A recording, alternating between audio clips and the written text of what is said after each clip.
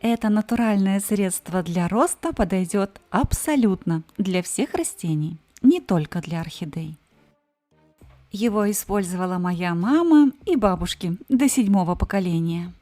В вопросах ухода за орхидеями важно понимать, как правильно использовать это народное средство. Какое лучше выбрать и у какого самое большое содержание азота. Как подготовить для использования и как хранить, чтобы не задохнуться. Об этом очень подробно мы поговорим во второй части видео. А первую часть видео мы посвятим долгожданной многими теме. Почему эта орхидея отказывается цвести у одних и цветет без конца у других? Кому стоит приобрести эту орхидею, а кому совершенно не следует этого делать? Сегодня на канале классика орхидейного жанра долгожданное видео о цимбидиуме. Привет, друзья! Ну а теперь к этим и многим другим вопросам сегодняшнего видео, как всегда, подробно и обо всем по порядку. Без одного дня год назад, то есть 10 августа 2023 года, я получила в посылке вот такой отцветший цимбидиум из города Кемерово. Цимбидиум был приобретен с 50% скидкой как отцветшее растение. Цвет – сюрприз. Заказывая и пересылая растения летом в жару, будьте готовы к тому, что они получат серьезный стресс, даже если посылка была в пути недолго. Так было и в этот раз. Во время транспортировки цимбидиум получил тепловой удар. Но последствия его проявились не сразу. Я напоминаю вам, орхидеи очень инертные растения. Поначалу я решила оставить орхидею в транспортировочном горшке и дать ей время на адаптацию. Но корневая система орхидеи легко отделилась от транспортировочного горшка, и я поняла, что смогу быстро пересадить ее методом перевалки в горшок большего размера. Если вы обратили внимание, изначально орхидея росла в непрозрачном транспортировочном горшке. Тем не менее, если вы новичок, я очень рекомендую вам в случае пересадки использовать прозрачные емкости для того, чтобы вы смогли контролировать состояние корневой системы растения. Я примерила горшок диаметром 12 см и поняла, что орхидея становится в него без запаса. И тогда для пересадки я использовала следующий по размеру горшок диаметром 14 см. Таким образом, после пересадки у орхидеи появилось место для роста одного или двух поколений новых побегов. А я еще раз обращаю ваше пристальное внимание: не используйте слишком большие емкости для пересадок орхидей. Орхидеям сложно их освоить. Для пересадки я использовала тот субстрат, который классически использую для посадок и пересадок симпозиальных орхидей, к которым и относится цимбидиум. Основа субстрата – кора хвойных пород деревьев очень мелкой фракции. К ней добавляются другие водоудерживающие составляющие. Пропорции субстрата зависят исключительно от того, в каких условиях вы будете выращивать орхидеи. Чем суше и жарче в ваших квартирных условиях, тем более влагоемким должен быть субстрат. И наоборот, чем прохладнее и влажнее у вас дома, тем менее влагоемким должен быть субстрат. В качестве влагоемких добавок к субстрату я использую то, что вы видите на своих экранах: кокосовые чипсы, кокосовое волокно, мох и сухой, и способный к дальнейшему росту. В качестве минеральной составляющей субстрата вы можете использовать лавовые камни. В качестве альтернативы влагоемким компонентам можно использовать триферн – резанные стебли древовидного папоротника. Если вы хотите более подробно узнать о субстрате, о его компонентах и о взаимозаменяющих компонентах, на канале есть отдельное видео. Ссылку на него я, как всегда, оставлю в первом закрепленном комментарии под этим видео и в описании к нему. И, конечно, в этой посадке, как и во всех моих других, присутствует фитиль. Вот он, справа от горшка, та самая маленькая тоненькая, бесплатная и практически незаметная деталь. Та самая деталь, которая развязывает нам руки, позволяет оставлять орхидеи надолго и меньше внимания уделять уходу за ними. До конца октября орхидея жила на открытом балконе юго-восточной ориентации, а потом, как и все другие орхидеи, переехала внутрь квартиры. Через 5 месяцев после получения, то есть в конце января 2024 года, на фоне активного вегетативного роста у орхидеи появилось нечто похожее на пулю. Принято считать, что на первых порах определить, что растет у цимбидиума, практически невозможно, даже будучи специалистом. В нашем одноименном телеграм-канале мы разгадывали эту загадку сообща. Что растет у цимбидиума? 2 побега, побег или цветонос или 2 цветоноса? От правильного ответа всех нас отделяло всего 10 дней. Через 10 дней цветонос удлинился, его кончик на ощупь был совершенно пустым, а на просвет просматривались бутоны. За это время у другого побега раздвоилась верхушка и стали видны молодые листья. Таким образом, в конце января я уже знала, что цветению быть, и я разгадаю эту загадку сорта сюрприза. Когда цветонос достиг длины 10 сантиметров, у него разошлись кроющие чешуйки и появились бутоны. В первый раз наблюдать за этим процессом было достаточно увлекательно. Всего за месяц наблюдений цветонос вытянулся, приобрел свою окончательную форму и сформировал бутоны. Новый побег проигрывал цветоносу в темпах развития, тем не менее, на данный момент уже хорошо видно, что это именно вегетативный рост, новый побег. После этого еще 17 дней ушло на формирование бутонов. На ваших экранах 17 марта 2024 года. На следующий день начал распускаться первый бутон, и уже тогда стало понятно, что в моей коллекции живет желтый цимбидиум. И пока будут распускаться эти первые цветы, давайте поговорим о том, кому стоит приобретать цимбидиумы, а кому делать этого совершенно не нужно. Самое важное для успешного цветения цимбидиума – это не очень низкие температуры во время закладывания цветочных почек, как принято считать. Нет. Не нужно морозить бедные растения и держать их на холоде вплоть до плюс 5 градусов Цельсия. Для цветения цимбидиуму нужен не холод, а перепад температур. То есть, если ночью в вашей квартире плюс 18 градусов Цельсия, а днем вы можете выставить цимбидиум на солнце, где будет плюс 28, то условия будут соблюдены. Таким образом, подытожим, если в вашем жилье достаточно прохладно и температура держится в районе 18-20 градусов Цельсия, но есть окна юго-восточной, юго-западной или южной ориентации, где во время прямых солнечных лучей температура поднимается достаточно высоко, до 28-30 градусов Цельсия, то цимбидиум в вашу коллекцию однозначно можно покупать.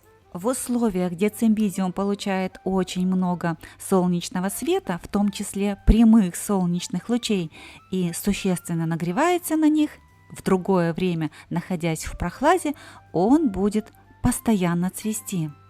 Если перепада температуры нет совсем, особенно если вы выращиваете цимбидиум в постоянно теплых температурах, ровно теплых, цветения растения вы не дождетесь. Кроме температуры, для цветения и правильного развития цимбидиума ему необходимо получать достаточное количество солнечного света, искусственного и естественного.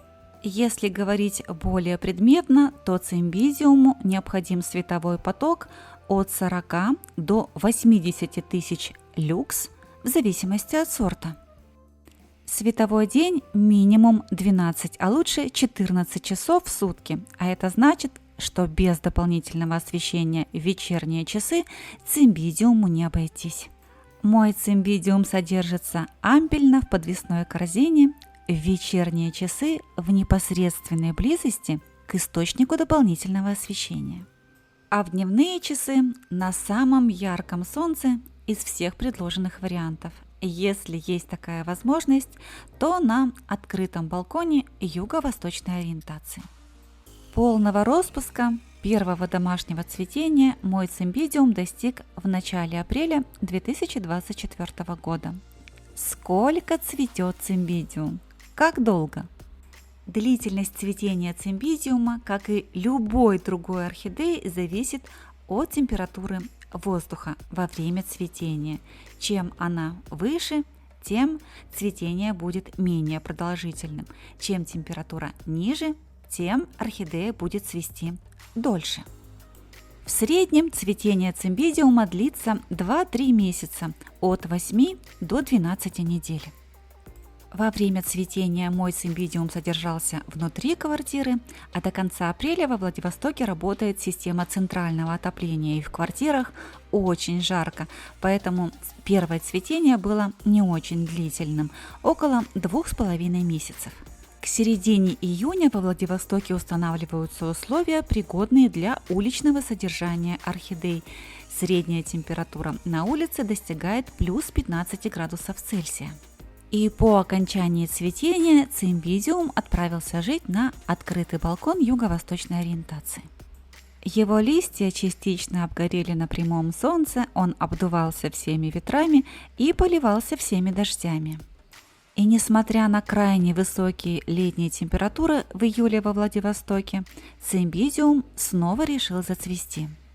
Если задать вопрос в интернете, когда цветет цимбидиум, ответ будет однозначным. Эта орхидея цветет зимой. Но мы-то теперь с вами знаем правильный ответ. Цимбидиум будет цвести в любое время года при создании определенных условий. Этот цветонос целиком и полностью формировался на улице, без дополнительного освещения. В это время световой день во Владивостоке длинный. Настоящей угрозой этому цветению стал тайфун, свалившийся на Владивосток со шквальным штормовым ветром и сильными ливневыми дождями.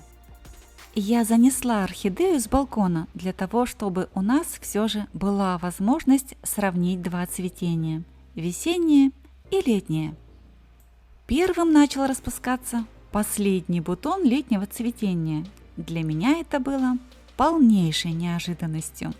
Процесс распуска протекал во время страшного тайфуна, поэтому все съемки я была вынуждена вести при искусственном освещении. Как утверждают наши синоптики, это лето во Владивостоке аномальное. Дождливые дни резко сменяются очень жаркими и удушливыми днями. И через 3 дня, когда выглянуло солнце, почти все цветы цимбидиума уже распустились. Принято считать, что летнее цветение орхидей проигрывает зимнему. Оно более невзрачное и выразительное. Мой цимбидиум решил опровергнуть это утверждение и зацвел более ярко. Ярче и выразительней стало абсолютно все, начиная от лепестков, которые приобрели более яркий и насыщенный цвет, и заканчивая каемкой губы. Невероятно ярким красным цветом окрасилась даже колонка цветка в его центре. Зрители задавали ранее вопрос, есть ли у цветка аромат. Да, цветок ароматный, аромат не приторный, не сладкий, а скорее древесный. Во время цветения я решила содержать цимбидиум внутри квартиры. И вот почему. Как только я вынесла цимбидиум на балкон для съемки, на него слетелись все возможные опылители. Кроме того, как мы уже знаем, чем выше температура, тем меньше цимбидиум цветет, а летом на юго-восточном балконе очень жарко. Все, абсолютно все в летнем цветении стало более ярким и более контрастным. У белой и очень контрастной губы появилась темно-розовая окантовка в цвет колонки.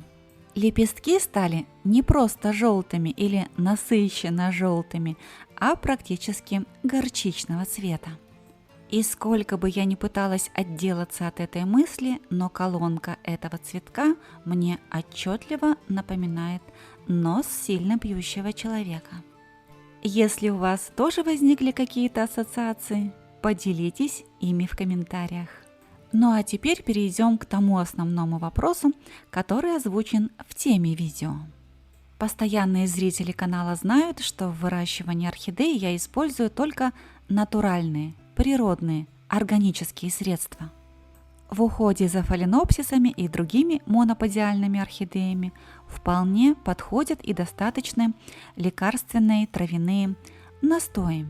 А для быстро растущих симподиальных орхидей нужно средство помощнее, средство для активного и стабильного роста. Этим средством пользовались испокон веков и моя мама, и все мои бабушки до 7-го поколения. До появления цимбидиума я вполне обходилась и без этого средства. Но в случае с активностью цимбидиума, когда он одновременно цветет и растит новые побеги, встал вопрос об использовании этого очень мощного азотосодержащего средства. Итак, правило первое. Еще до того, как я озвучу это средство, я скажу, что использовать его нужно только в период очень активной вегетации. Иными словами, когда у орхидеи все мощно и быстро растет, ее нужно поддержать в этот сложный период. Поддержать для того, чтобы новые побеги выросли сильными, мощными и здоровыми. И несмотря на цветение орхидеи, я уже начала опрыскивать цимбидиум этим раствором. А вы уже догадались, о каком средстве я буду рассказывать в дальнейшем? Натуральность продукта подтверждена первой же мухой, залетевшей на балкон. И сегодня речь пойдет о гранулированном навозе. Не пугайтесь, его можно использовать в квартирных условиях. Я испытала два вида – куриный и конский. Я очень чувствительна к разного рода ароматам, особенно неприятным, и хочу сказать, что этот аромат при правильном использовании можно пережить. На современном рынке предлагаются самые разные виды гранулированного навоза – конский, куриный и даже помет летучих мышей. Любой из них можно использовать для орхидей, но в курином помете самое большое содержание азота, и он менее всего ароматный. Эти гранулы, как долгоиграющее удобрение, можно поместить внутрь горшка при пересадке – 2-3 гранулы на посадку. А можно использовать для полива под корень и по листу. Для приготовления раствора я беру литровую прозрачную бутылку с широким горлышком. В литровую бутылку я добавляю 5-6 гранул любого помета. Но ориентироваться мы все равно будем по цвету готового раствора.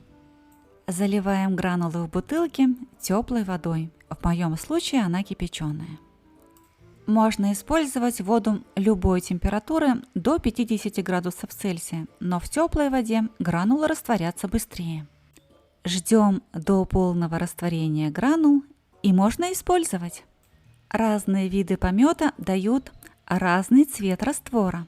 Это не принципиально. Главное, чтобы готовый к применению раствор был нужного и светлого цвета. Добавляем концентрированный раствор из бутылки в емкость для полива или опрыскивания с тем расчетом, чтобы готовый раствор был вот такого светлого цвета. Симподиальные орхидеи всех типов этим раствором можно и поливать, и опрыскивать. Моноподиальные орхидеи этим раствором мы только опрыскиваем по листу. Никакого отвратительного запаха при такой концентрации раствора нет, а польза есть. Но, разумеется, применение каждого средства, в том числе природного, это исключительно ваше индивидуальное решение. Напомню, такие опрыскивания проводятся в период активной вегетации один раз в 2 недели.